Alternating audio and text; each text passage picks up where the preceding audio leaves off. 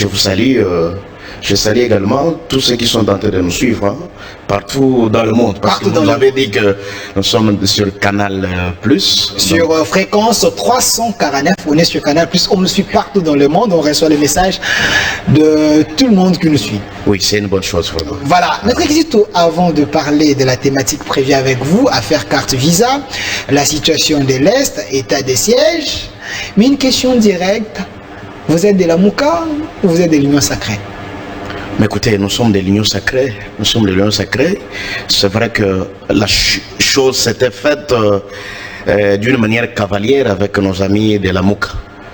Écoutez, parce que lorsque nous sommes dans la Mouka, c'est une plaque tournante.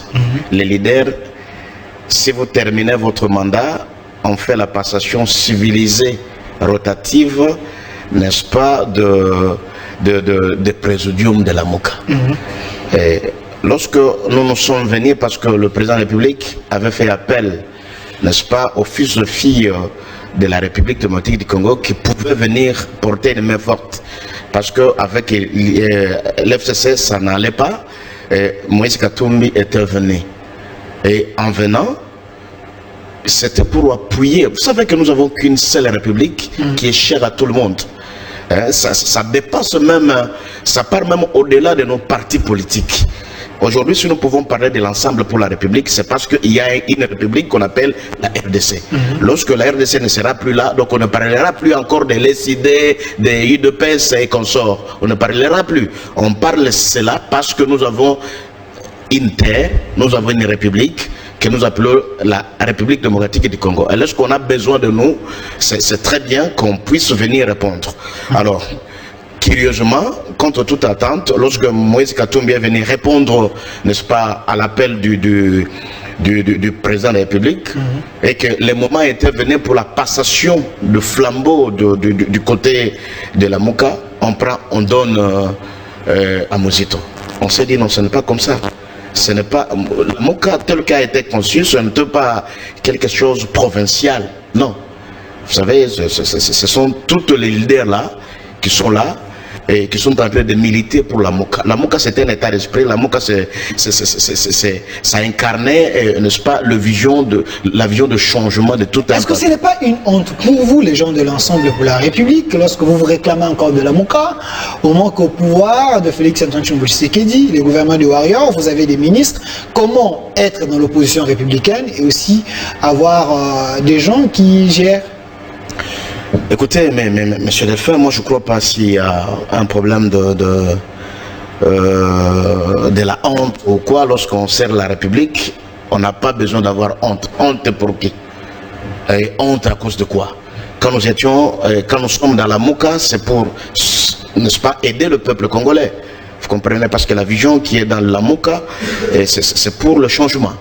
Et que lorsque le président de la République a décidé, n'est-ce pas, de pouvoir regrouper tout le monde pour la vision du changement, on parle la même chose. Donc il n'y a pas, si vous êtes dans tel cas, que vous devrez avoir honte, si vous êtes dans tel autre cas, vous ne devez pas avoir honte. C'était juste pour éclairer l'opinion. Je rappelle que mon invité s'appelle Maître Kizito Selemani, les cadres de l'ensemble pour la République de Moïse Katumbi. Affaire carte visa, on en parle.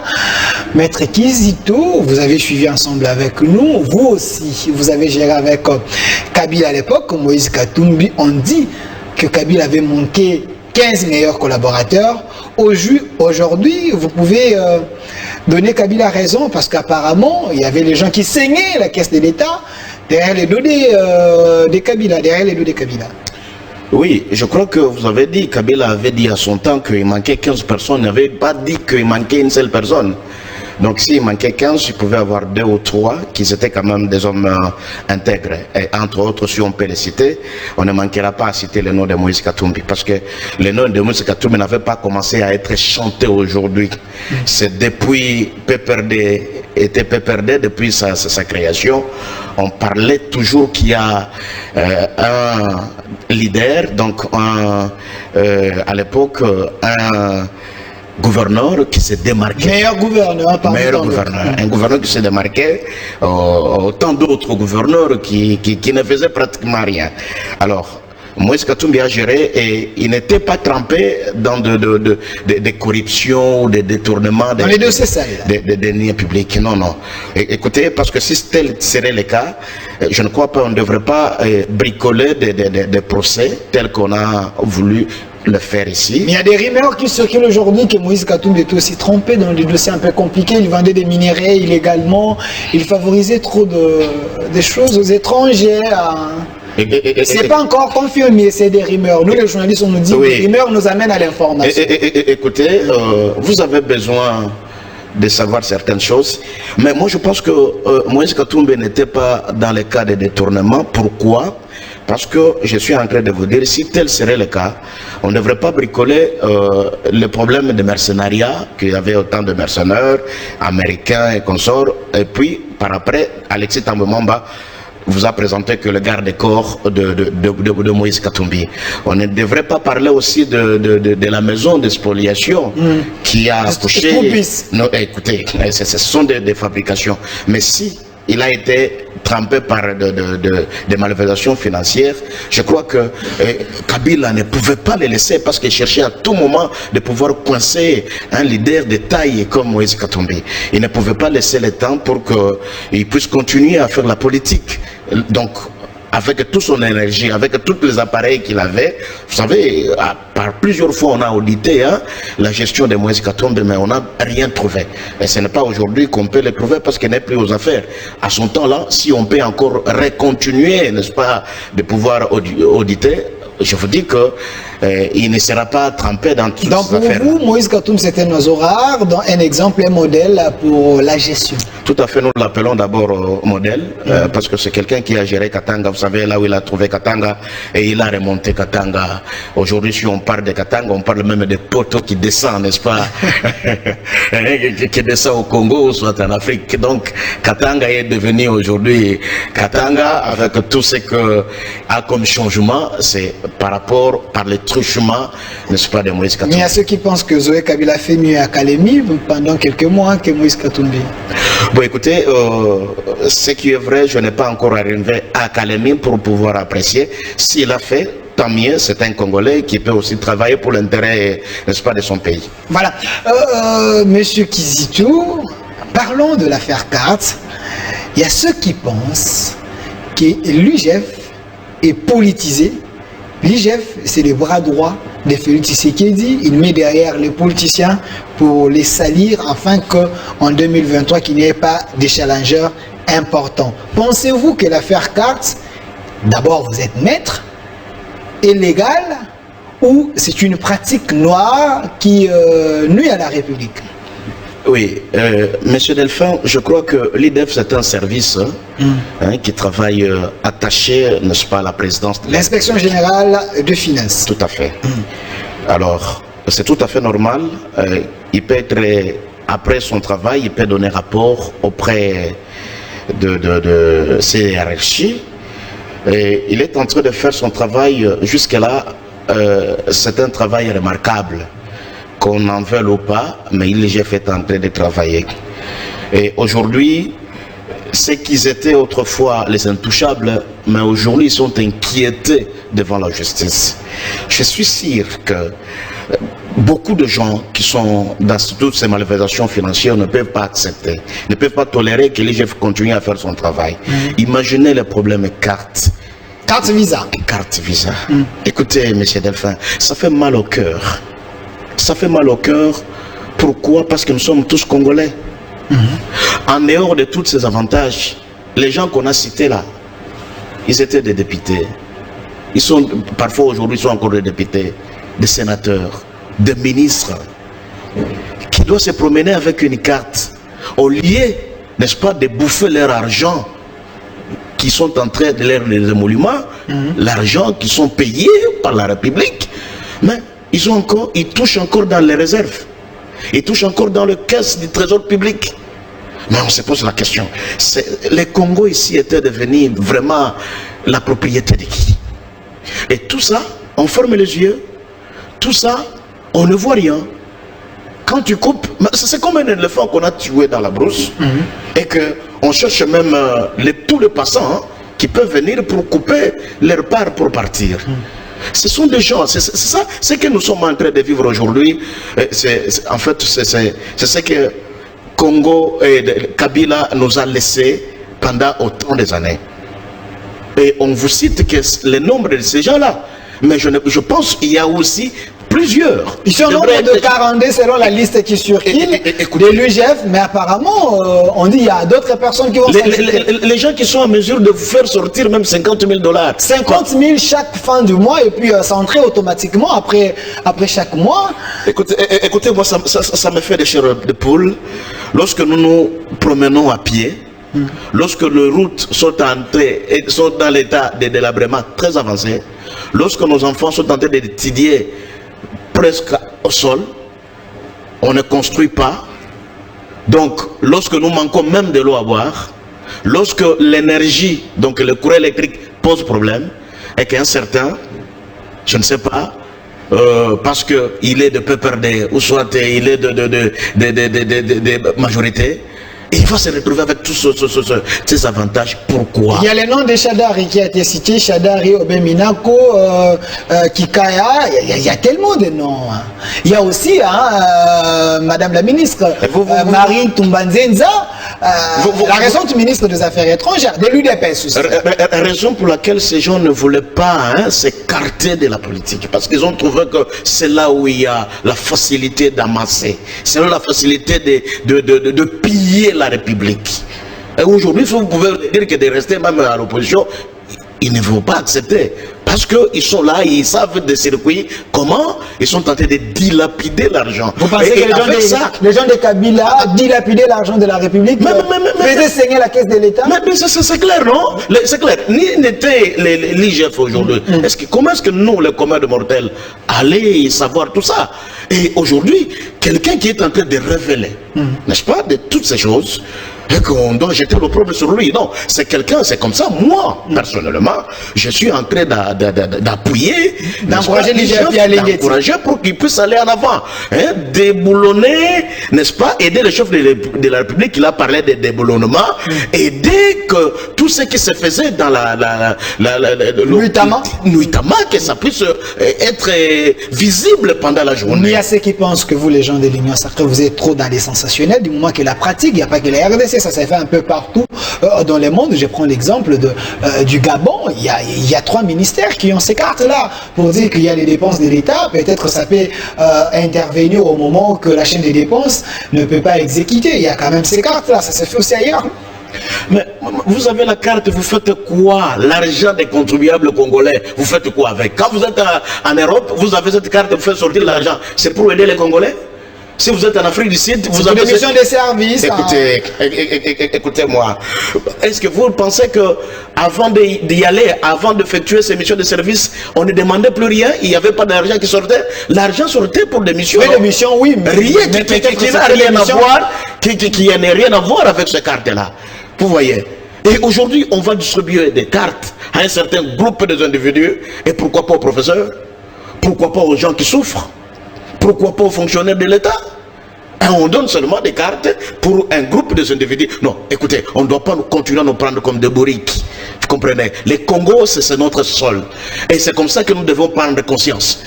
On doit vous respecter dans ce pays si vous prenez conscience que le Congo vous appartient.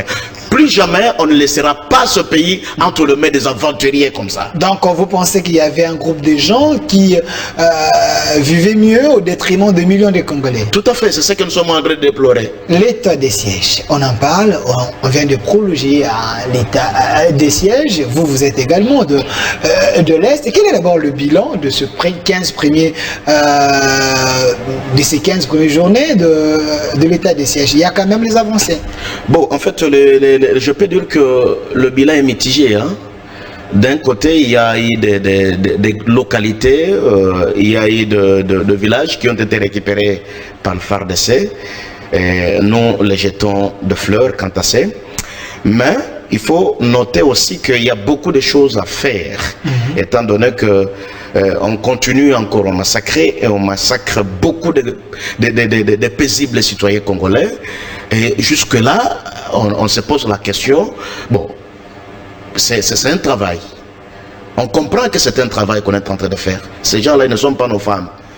ils ont pris les armes parce qu'ils savent comment se défendre avec ces armes-là. Mais qu'est-ce que nous devons faire? L'état de siège, je crois que ce qui compte, c'est les résultats. Ce n'est pas une obligation de moyens, mais c'est plutôt une obligation de résultats. Le chef de l'État avait dit que notre riposte sera impitoyable. Nous attendons cela. Impitoyable. Mais impitoyable, mais on est en train de nous tuer. Hein.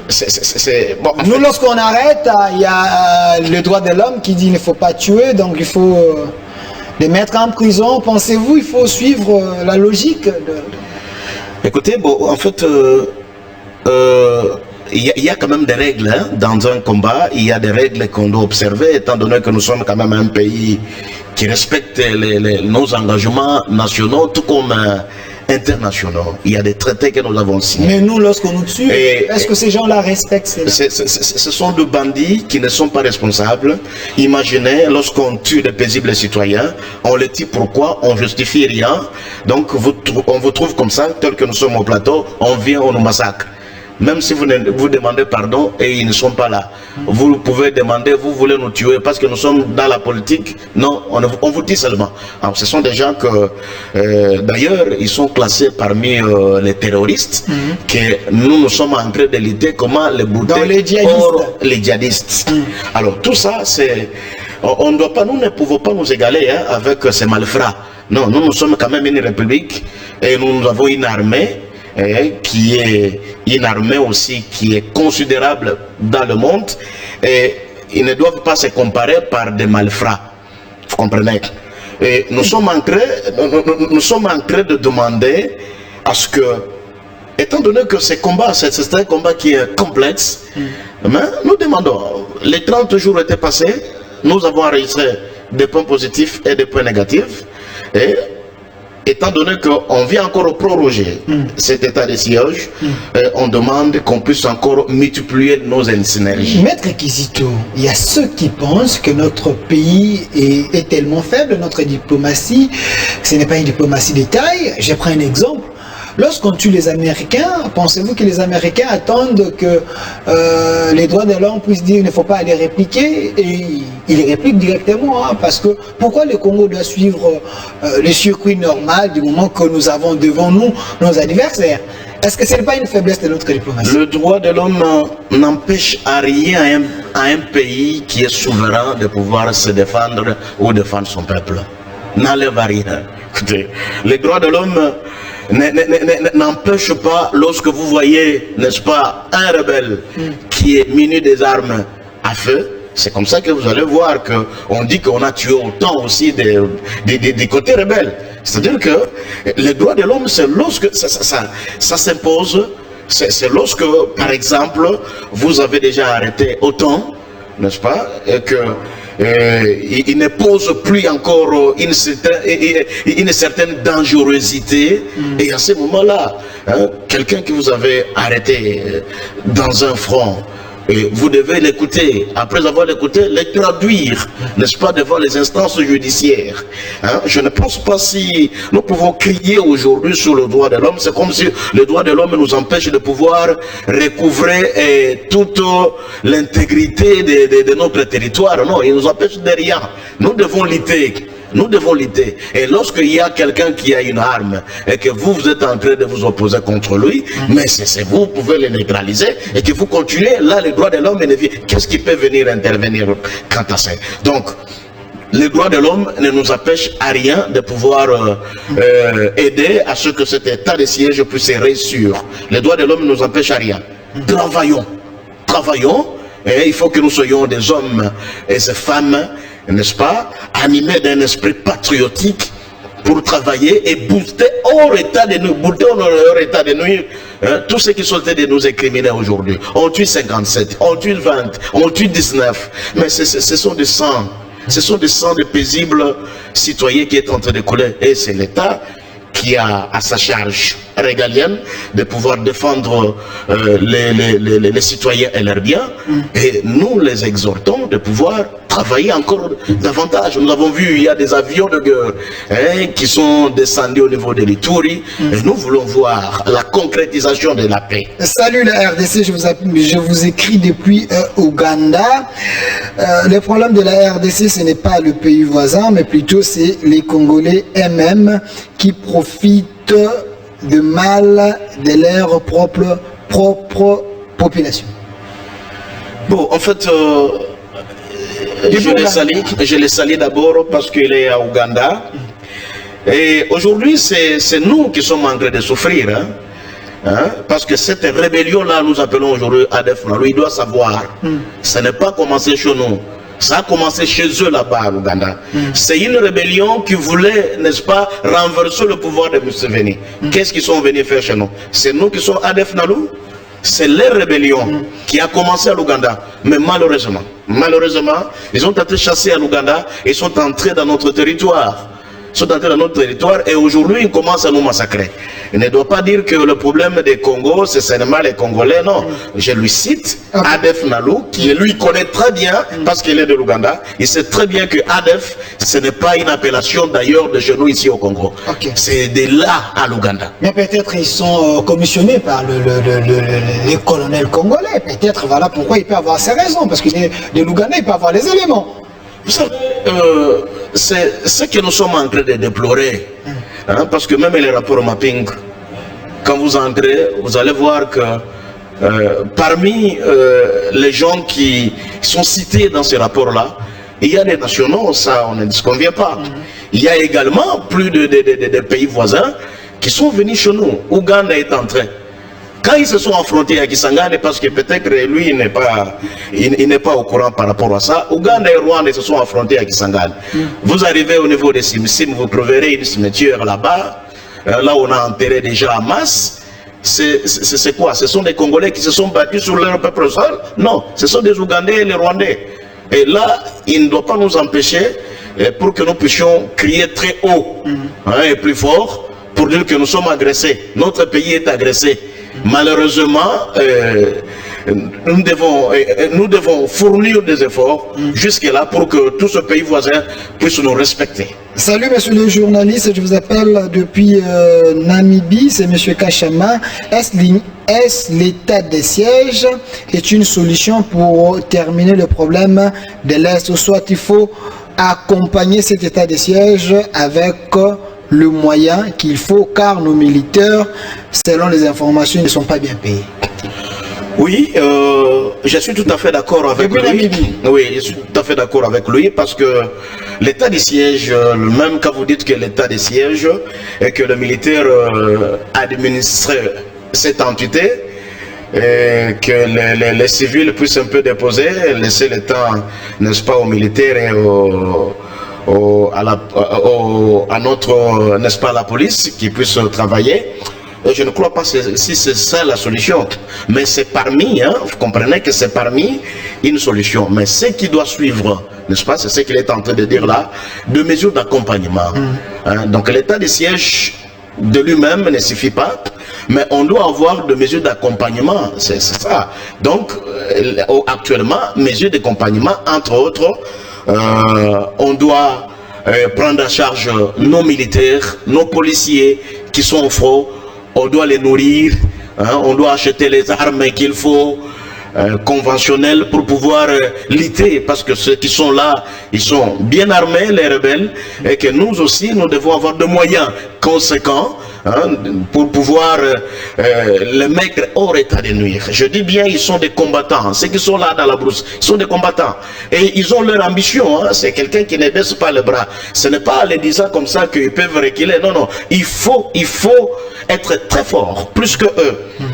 Et tout ça, c'est l'État qui va mettre les moyens. Il faut que l'État puisse disposer de moyens à ces FRDC et FRDC aussi de bénéficier de ce moyen-là et mettre au profit de la République, parce que la paix qu'ils sont en train de chercher, c'est la paix de tout le monde. Ok. Monsieur le journaliste, c'est toujours Académie. Pourquoi Fayilou réclame toujours un soulèvement populaire dans ses discours après la proclamation de monsieur Tshisekedi Sédi candidat du peuple? Le peuple se soulève pour s'entretuer avec les gens de Félix. C'est un message de Kalimi. Bon, en fait, moi je ne sais pas pourquoi on va encore se soulever, parce que 2023, d'ici là, il y aura 2023, il y aura encore des élections dans ce pays. Si vous avez perdu, il faut attendre, réessayer, et je crois que vous pouvez sourire, n'est-ce pas, la prochaine. Voilà, on est à la fin. Et depuis Bunia, M. Kizito, est-ce qu'il peut nous dire qu'ils sont déjà au gouvernement, eux de l'ensemble, est-ce que leur cahier des charges était respecté? C'est aussi votre dernier mot. Merci beaucoup.